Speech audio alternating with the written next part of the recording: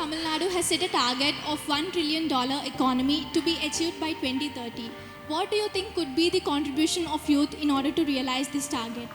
It will have to be huge, right? I mean, in some sense, the youth are the future of any country, any state, any economy.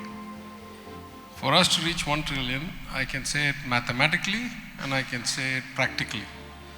Mathematically, we'll need to hit about 14% a year nominal growth rate that includes inflation, maybe 14.5% a year for the next 8 years to hit 1 trillion.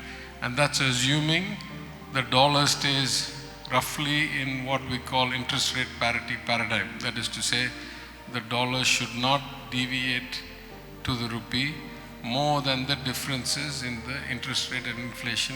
It's a complicated concept, but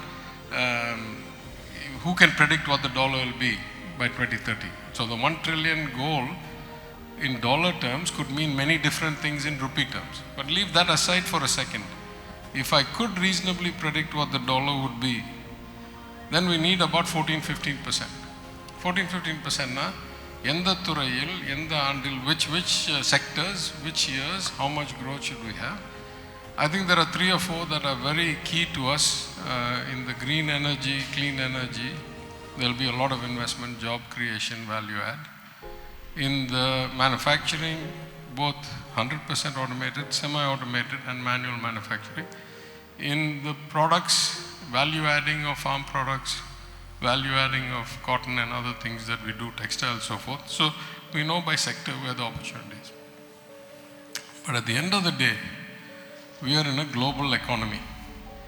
The only way that we can grow faster than the world average is if the average productivity of the citizen increases faster. It's efficient. I mean, there are some frictions, but it's a global trade market. There are some barriers, some customs duties, some frictions. Sometimes that can hurt us, sometimes can help us. Now everybody's trying to diversify out of China, so that's going to bring a whole set of opportunities our way, which otherwise would have stayed in China or gone to China. But at the end of the day, it's about productivity. And as difficult as it is to increase the productivity of already aged people, it's much easier to increase the productivity of the youth.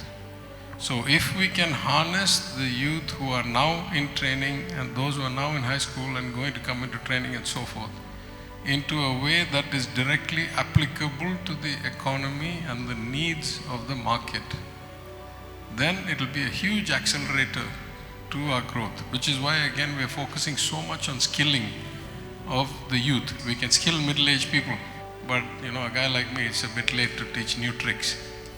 But we can teach young people very easily and we can skill them very easily, particularly because our quantity problem has been solved. நிறைய பேருக்கு அடிப்படை கல்வி we've already given. Now we need to make them workable, marketable, value-added, productive skills. So that's really the multiplier, I think. But obviously, it's going to depend hugely on the youth coming into the labor market and into the formal economy.